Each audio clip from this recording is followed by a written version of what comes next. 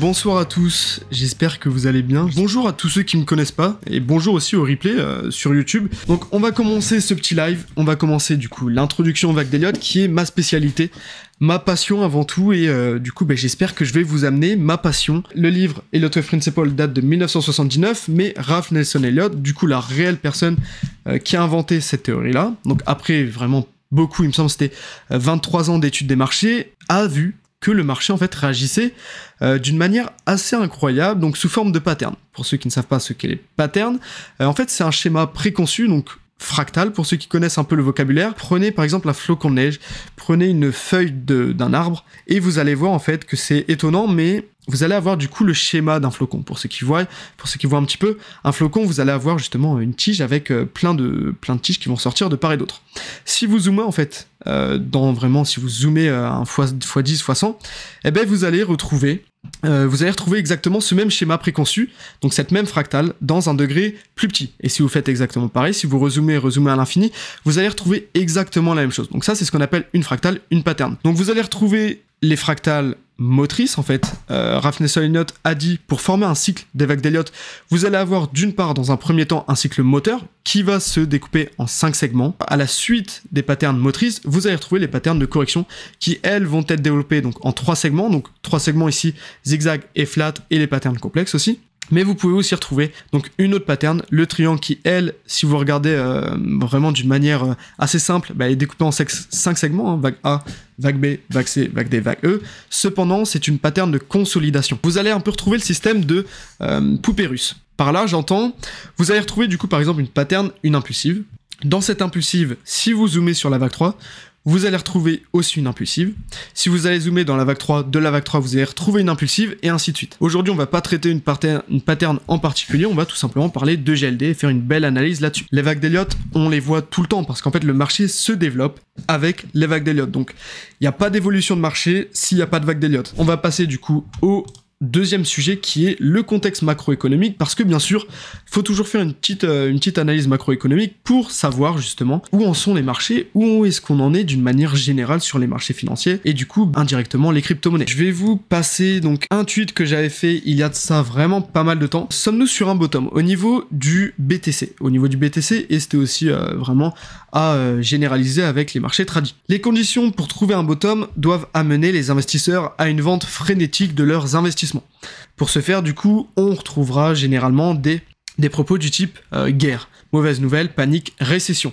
Ces mots utilisés dans le livre de Elliott Wave Principle. Encore une fois, tout ce que je vous dis est basé, sourcé avec des œuvres élémentaires. Encore une fois, je vous dis pas des choses que je sors de mon chapeau. Moi, je n'ai rien appris, juste j'utilise. Donc ces mots ont été utilisés dans le livre de Elliott Wave Principle. Donc ça, c'est une page que l'on retrouve dans Elliott Wave Principle, qui est une page vraiment importante. Donc c'est quoi en fait? Ça dit tous les états, comme je vous avais dit lors de nombreux lives, les vagues d'Elliott traduisent la psychologie humaine. Et ça, c'est vraiment important, parce que c'est vrai que je vous l'ai pas dit sur ce live-là, mais c'est vraiment quelque chose de super important. Pourquoi on se développe en impulsif? Pourquoi on se développe en zigzag, en ABC, en flat, tout ça? C'est parce qu'on a une traduction de la psychologie humaine à travers les vagues d'Elliott. Chaque étape, en fait, d'une pattern traduit une pensée collective, donc une psychologie collective. Cette page-là, du coup, était super intéressante. Je l'ai repris dans mon e-book. Je vais vous mettre ça à l'écran. L'anatomie des vagues d'Elliott, donc ça, c'est mon PDF. Donc c'est l'e-book qui reprend toutes les règles donc, de Elliott Wave Principle. Personnalité des vagues. La personnalité des vagues, c'est à la page 30. Je vais vous mettre ça à page 30.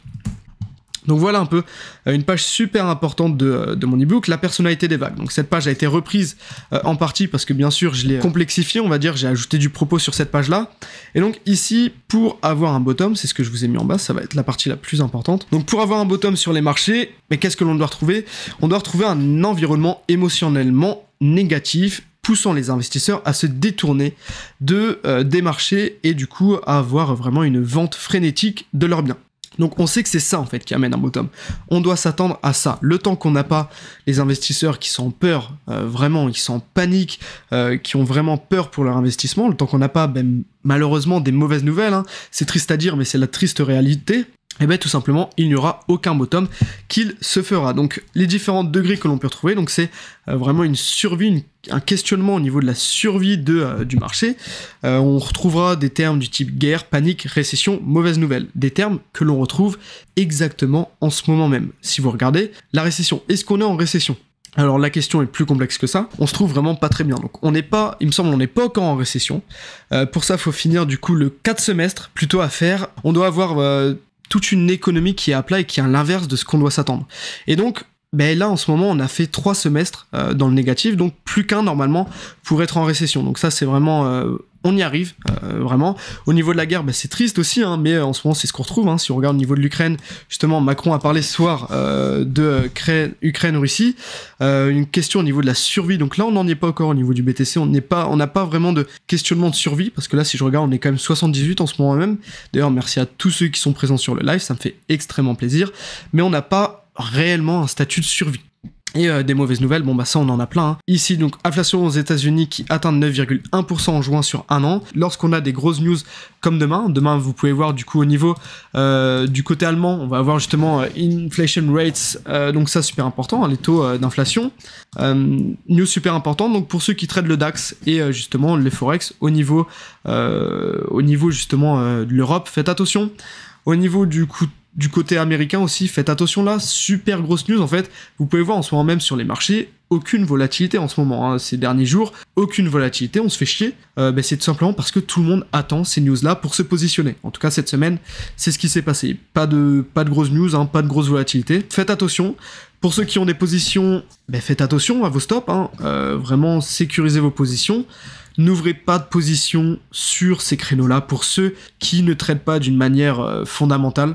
Chose que je ne m'amuserai pas du tout parce que c'est plus complexe que forecast, les attentes sont 6,5%, c'est plus compliqué que ça. Essayez, pour ceux qui veulent s'exercer ici, à trouver un joli décompte. Pour ceux qui me suivaient depuis longtemps, j'avais un petit décompte sur EGLD qui a été totalement changé juste avant le live, une demi-heure avant le live. En fait, j'ai regardé cette charte et je me suis dit attends, il y a un truc qui va pas et que je suis passé à côté, on va revoir ça après. Dans un premier temps, je vois une vague vraiment qui va à la hausse. On va vraiment faire ça d'une manière très simple, très pédagogique, je trouve, pour pouvoir démocratiser les vagues de hausse. Je compte pas rentrer dans des détails vraiment super compliqués. Donc, dans un premier temps, on a fait quand même une grosse hausse. Ensuite, quand même pas mal grosse baisse, vraiment belle baisse qui s'est fait en 3 temps. Si on regarde dans un degré plus petit, ici on va se mettre en bleu clair. On a fait une vague 1, une vague 2, une vague 3. Donc voilà. Et si on regarde en fait l'allure de cette grosse vague-là, je compte pas décompter ces petites vagues-là en faisant une petite vague 1, 2, 3, 4, 5. On pourrait, mais moi je préfère décompter ça comme une grosse vague. Avec justement le sous-décompte ici en bleu, potentiellement vague 1, 2, 3, 4, puis 5. Donc voilà un peu le décompte que j'en fais d'une manière très simpliste. Ensuite, si on regarde un petit peu après, ce que l'on a, c'est une grosse vague de baisse qui pourrait se décompter en 3 temps. Donc là, vraiment super simple, hein, jusque-là, je pense que chacun d'entre vous aurait pu faire cet exercice. Le décompte du coup que j'en trouve, c'est celui-ci. Alors là, attention aux yeux, ça va peut-être en choquer plus d'un. Donc voilà, c'est ça. Ce que je décompte du coup, c'est une première impulsive, donc en bleu, vague 1, 2, 3, 4, puis 5, hein, qui ressemble justement à l'impulsive que je vous ai mis ici, en haut à gauche. Et puis ensuite, dans un degré plus grand, du coup, une grosse vague 1, 2, 3, 4, puis 5. La suite serait de venir trouver un bottom pour cette vague 4 et ensuite s'extraire vers le nord pour aller chercher cette vague 5 et ensuite grosse correction. Ici, tout simplement, on peut regarder la vague 2, et bien tout simplement est en parfaite corrélation, parfaite égalité avec la vague 4. Donc là, jusque-là, ça tient. La vague 1, pour moi, au niveau du temps, on peut voir, hein, elle respecte un petit peu. On va regarder ça, mais si je prends l'outil, du coup, comment ça s'appelle pour ceux qui veulent aller voir plus loin, temps de Fibonacci selon la tendance, donc pour mesurer la vague 1 et la vague 5, il me semble qu'on devrait pas être si loin que ça. Donc vous pouvez voir qu'on est vraiment au presque pixel près sur le même temps. Et ça, c'est ce qu'on veut. Pour une vague 1 et les vagues 5, on aimerait bien voir une égalité et dans le temps et en amplitude. Donc là, la vague 1 est en extension, donc justement, on va pas avoir la même amplitude, la même égalité d'amplitude entre la vague 1 et la vague 5, mais au niveau du temps, en général, c'est ce que l'on peut avoir. Donc là, on a eu ça, donc nickel. Au niveau de la vague 2 et la vague 4, je vais regarder, mais normalement, on devrait être à peu près au même endroit. Mais vous pouvez voir au pixel près aussi, donc là vraiment c'est chirurgical, hein, pour reprendre les propos d'un autre créateur de contenu, et du coup c'est vraiment ce qu'on aime voir. Donc là c'est super propre, dans un premier temps cette impulsive là est super propre. La seule chose qui diffère un petit peu avec l'image standard, c'est que la vague en extension en général c'est la vague 3. Ici, c'est plutôt sur une vague 1, c'est plutôt rare, mais ça arrive. Donc maintenant, si vous avez compris que la vague 2 doit être du même ordre que la vague 4, et bien si pour nous cette vague-là, c'est la vague 2, et bien cette vague 4, cette vague-là plutôt, cette grosse correction, c'est censé être une vague 4, et du coup, on devrait retrouver un petit peu cette même durée-là. Et donc, si j'utilise, alors là j'avais regardé justement du top qui s'est effectué au 23,03 alors c'était quand?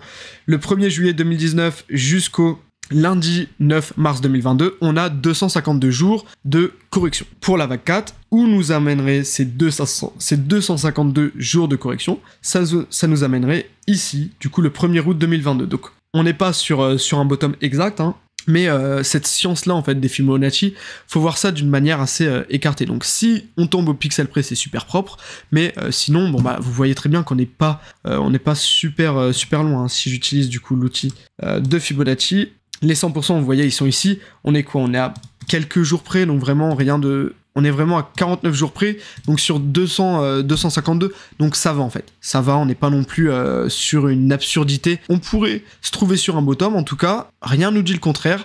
Dans un premier temps, on a du coup ceci, donc l'égalité de la correction du temps, de la durée de correction entre la vague 2 et la vague 4, qui est pas déconnante. Donc on pourrait se trouver dans un bottom, rien qu'au niveau du temps, ça me paraît pas déconnant. Et il y a aussi d'autres choses qui me disent qu'on se trouve sur une bonne voie. Dans un premier temps, la correction d'une vague 4 vient notamment rechercher cette vague 4 là aussi. Ça c'est une règle en fait que l'on retrouve, une phrase que l'on retrouve dans Elliott Wave Principle qui dit que lorsqu'une correction arrive, elle est censée retracer dans le dernier retranchement d'une vague 4 d'un degré inférieur. Donc ici, la vague 4 d'un degré inférieur, celle-ci, et en général, on attend de revenir chercher cette zone-là. Donc cette zone qui serait potentiellement intéressante. On est venu chercher un petit peu plus bas, donc pas d'inquiétude là-dessus. Au niveau des ratios de Fibonacci, super intéressant aussi, pour une vague 4, ce qu'on aime bien avoir, c'est venir chercher entre les 0,382 et les 0,5. Donc en général, le ratio de Fibonacci parfait pour une vague 4, c'est les 0,382. Ici, vous pouvez voir, on l'a touché à la perfection. 0,382, on est pile dessus, on a rebondi là-dessus. Ensuite, point aussi intéressant, c'est que notre vague 4 ne doit pas entrer dans le territoire de la vague 1. Le territoire de la vague 1, il est ici, et il se trouve au 23,03 $. Ici, on n'est pas venu le chercher encore. Si on vient le chercher, on sera dans une invalidation. Chose qui peut arriver, hein. Peut-être que ça peut arriver, et du coup, eh ben, on se trouverait dans une A, B, C. Ça peut arriver, hein, c'est quelque chose qui peut arriver, même si pour moi on n'est pas dans une ABC, parce qu'en fait au niveau du chaining, donc pour ceux qui savent comment utiliser le chaining, c'est une technique que j'adore utiliser, le KCT, Kennedy Technique Chaining, donc c'est la technique qui a été justement améliorée, technique de chaining qui a été améliorée par Jeffrey Kennedy, comme je vous l'ai dit, c'est pour moi le plus grand elliotiste, et du coup ici on peut voir qu'on l'a très clairement cassé à la hausse ce canal-là, et du coup c'est significatif pour justement une impulsion. Donc ici, vraiment, on se trouve sur une zone super intéressante pour EGLD. Maintenant, comme vous le savez, j'ai pas une boule de cristal. Les règles des vagues d'Elliott, c'est comme... Vous savez, alors, du coup, nous, on sait pas parce qu'on n'est pas justement de la bonne génération, mais avant, lorsque nos parents allaient en voyage, eh ben, tout simplement, ils prenaient leurs cartes. D'ailleurs, mon père est justement un fan des cartes, et du coup, lorsqu'on part en vacances, il aime encore utiliser les vieilles cartes Michelin pour pouvoir se déplacer, alors qu'il y a quoi? Il y a 2 heures de route. Eh ben, les vagues d'Elliott, c'est exactement pareil. C'est un guide, en fait. Les vagues d'Elliott, on sait très bien que si on a fait une vague 1, 2, eh ben, en général, ce qu'on aime, c'est venir chercher une vague 3 pour faire une vague 4, pour faire un retracement. C'est vraiment la carte, c'est vraiment l'idéalisme de l'évolution du marché avec les vagues d'Elliott. Cependant, on n'est pas sûr de ça. On n'a pas, par exemple, ce qu'on appelle du coup le GPS qui est beaucoup plus précis, donc qui pourrait être, par exemple, des indicateurs techniques. Nous, on a la map, donc c'est-à-dire, on avance à tâtons, on attend l'évolution du marché pour vraiment savoir où est-ce qu'on en est réellement. Potentiel bottom, cependant, on n'a aucune confirmation de bottom. Parce que c'est bien beau de se dire qu'on est sur un bottom, mais pour ce faire, on doit avoir des confirmations de bottom. Confirmations que je n'ai pas pour l'instant. Je n'ai pas pour l'instant, vous allez voir pourquoi, on va descendre en daily, et vous allez voir que c'est pas aussi facile que ça. Cependant, les perspectives à attendre si le bottom s'est effectué sur une vague 4. Ça fonctionne super bien. Si on est sur la fin d'une vague 4, vous pouvez être pratiquement sûr que la vague 5 va suivre ce que je vais vous dire. C'est pas compliqué pour avoir les perspectives d'une vague 5. Donc là, voici le plan si le bottom a été effectué. Voilà à quoi on doit s'attendre. Une vague 1, 2, 3, 4, 5, ou alors une ending diagonale qui se ferait donc en vague 1, 2, 3, 4, puis 5. Mais en tout cas, on s'attend du coup à une structure en 5 segments d'une manière motrice pour pouvoir finir cette vague 5. La target que j'attendrai pour finir cette vague 5 serait du coup de se finir entre les 1631,54 et les 2055,66. Donc ça, c'est vraiment la target parfaite pour une vague 5. Lorsqu'on a une vague 3 en extension, comme on a fait ici, donc vous pouvez très bien voir que la vague 3 est beaucoup plus grande que la vague 1, c'est ce qu'on appelle une vague 3 en extension. Son décompte, il est beaucoup plus développé, on peut clairement le lire, alors que la vague 1, impossible de lire un décompte là-dedans. Tout simplement, la vague 1, je vous l'ai dit, doit venir rechercher l'égalité et dans le temps et dans l'amplitude de la vague 1. Donc dans le temps, là, ça va être super compliqué parce qu'en fait, c'était, je sais pas, l'introduction de GLD, et du coup, on a fait une super grosse mèche. Donc l'égalité dans le temps, c'est quelque chose que l'on ne fera pas, à coup sûr, je peux vous le dire, mais l'égalité en amplitude, c'est quelque chose que l'on doit venir rechercher sur le GLD. La target, du coup, au niveau de l'égalité, serait celle-ci, du coup les 2055,66 $. Ensuite, j'utilise un autre outil qui est l'outil que j'utilise, les niveaux d'or. Les niveaux d'or, c'est quoi? Tout simplement, j'utilise le retracement de ma pattern de correction, et pour une vague 5, en général, je dois revenir chercher les 138,2 de ratio de Fibonacci. Et du coup, en corrélation les deux, en général, on doit venir chercher cette box-là de retournement. Cette technique est super puissante, en tout cas avec la vague d'Elliott, moi je l'utilise, elle est super puissante. Après, il ne faut pas oublier que lors du bull run, il y a beaucoup de chances d'extension, et ça c'est vrai. Et si on vient chercher une extension, il se peut qu'on aille chercher d'autres targets, donc les 200% pour une vague 5, ou voire même les 300%. Mais la target principal quand même serait de venir chercher les 138,2. Sachant que l'extension, on l'a déjà faite en vague 3, il se peut qu'on ait une double extension, c'est quelque chose qui arrive, et en général, les doubles extensions arrivent vague 3 et vague 5, donc ça peut arriver, même si on n'a pas la plus grande des probabilités à venir chercher une extension, mais ça peut arriver. Les vagues d'Elliott sont utilisées, backées sur la psychologie humaine. Est-ce que la psychologie humaine a changé depuis la création de la théorie des vagues d'Elliott jusqu'à maintenant? Non. Est-ce qu'elle changera ces 10 prochaines années? Non. 20 prochaines années? Non. Les prochaines centaines d'années? Non. Et je ne pense qu'elle changera jamais parce que la psychologie humaine s'est fondée en fait sur notre culture de base qui est portée sur l'avarice, la peur, tout ça. Et en fait, dans les vagues d'Elliott, lors d'une vague 5, justement, ce que l'on va retrouver, c'est l'avarice des gens.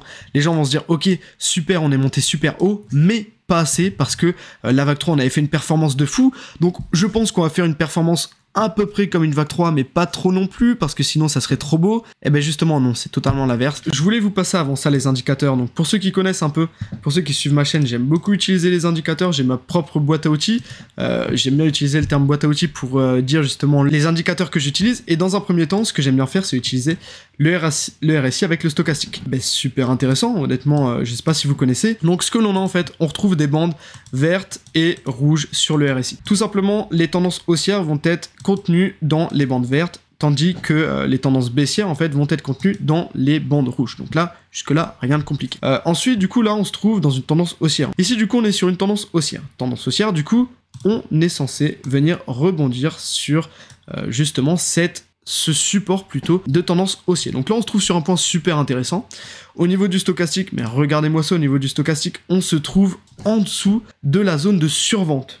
Donc là, on se trouve vraiment sur une zone super intéressante, que ce soit au niveau du RSI et au niveau du stochastique, pour repartir à la hausse. Vraiment, on se trouve sur des niveaux super intéressants. Dans le cas où on se trouve sur une tendance haussière. Alors en général, pour avoir une tendance baissière, en fait, pour vraiment repartir dans une tendance baissière, ce que j'aimerais voir, c'est justement repartir sur ce support de tendance haussier, venir rebondir sur la résistance de support, la résistance de tendance baissier, et pour ensuite vraiment bien casser ce support là. Et au niveau du stochastique, du coup on repartirait à la hausse pour repartir à la baisse après.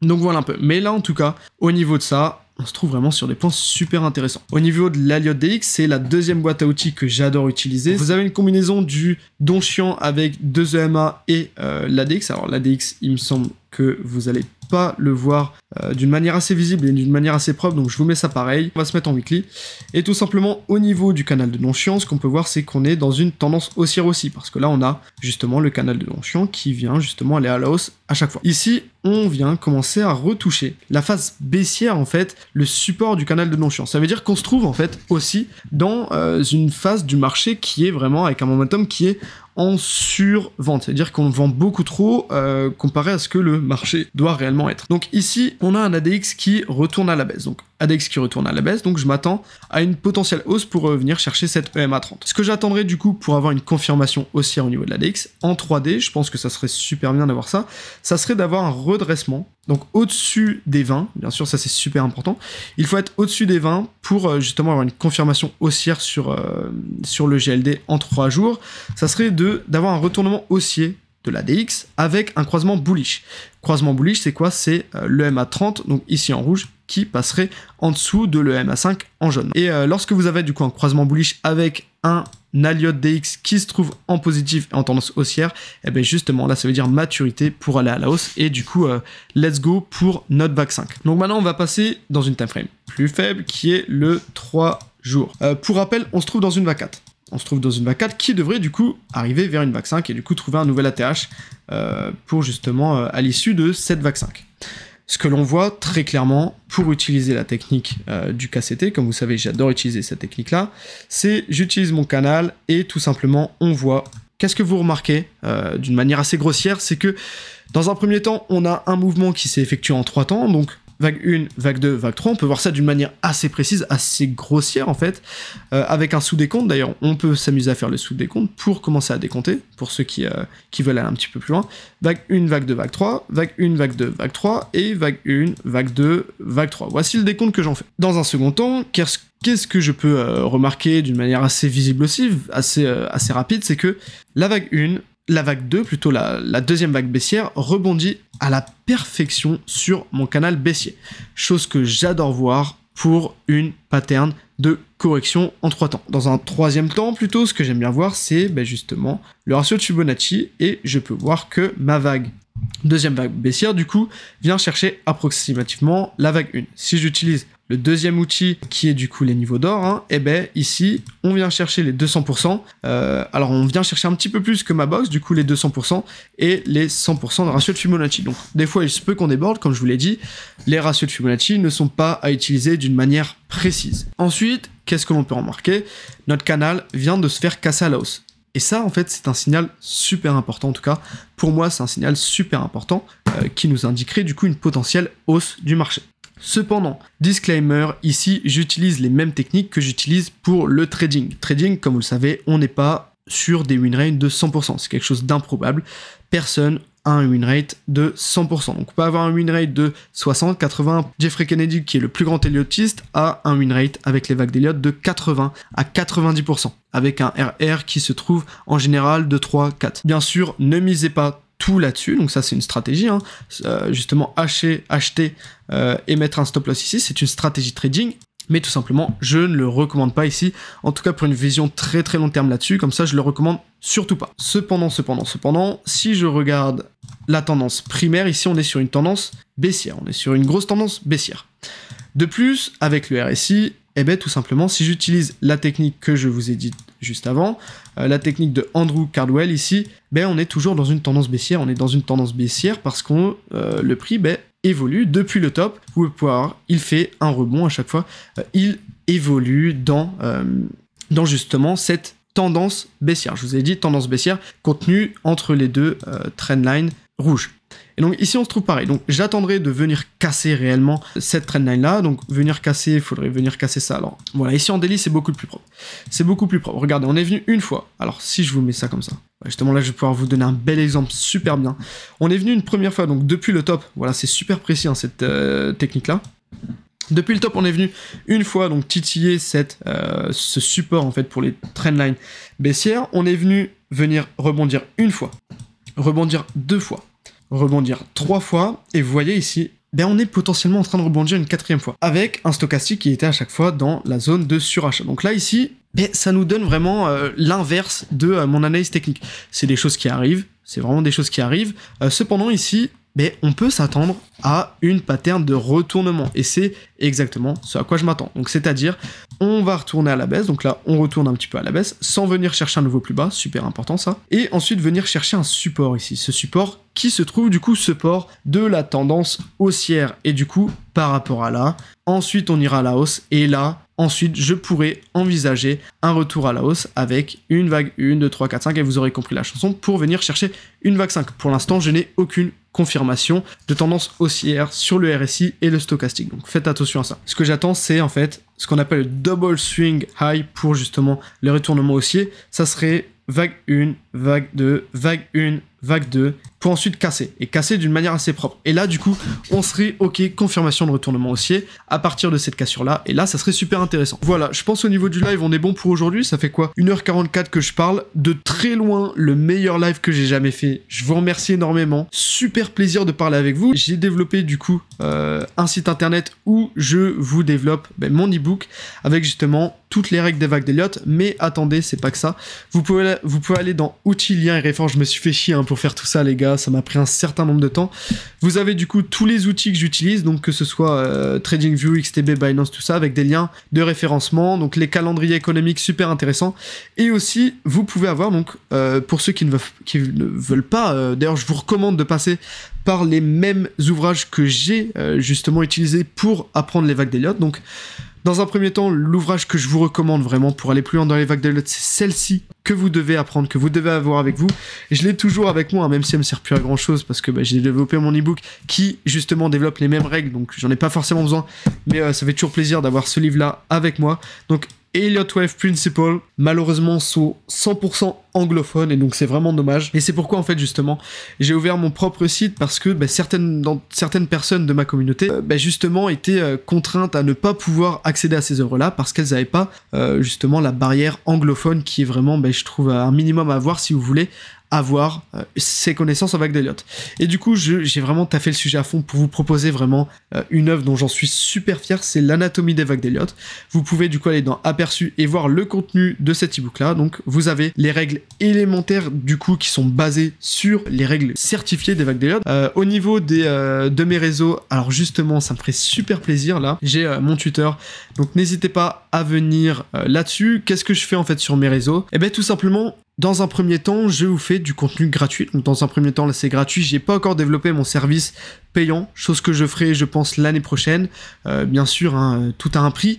Ici, pour l'instant, je vous fais tout d'une manière gratuite. Donc, comment je fais? Moi, je trade le marché. Je trade le marché, comme je vous l'ai dit, d'une manière horaire, en fait, pour avoir ma base. Et ensuite, je prends mes setups sur du M5, sur du M15. Donc ici, c'est ce que je vous fais, en fait. Je vous partage donc tout mon contenu, toutes mes analyses. Vous pouvez voir que mes analyses, là, en ce moment, on est vraiment sur des très, très, très, très belles analyses. Pour ceux qui veulent me remercier, la meilleure des manières, c'est tout simplement de vous abonner à mon Twitter ou à mon YouTube pour me donner un max de visibilité. Et en tout cas, de mon côté, j'espère démocratiser le sujet des vagues d'Elliott au plus grand nombre. Je vais vous laisser là-dessus, je vois que vous n'avez pas trop de questions.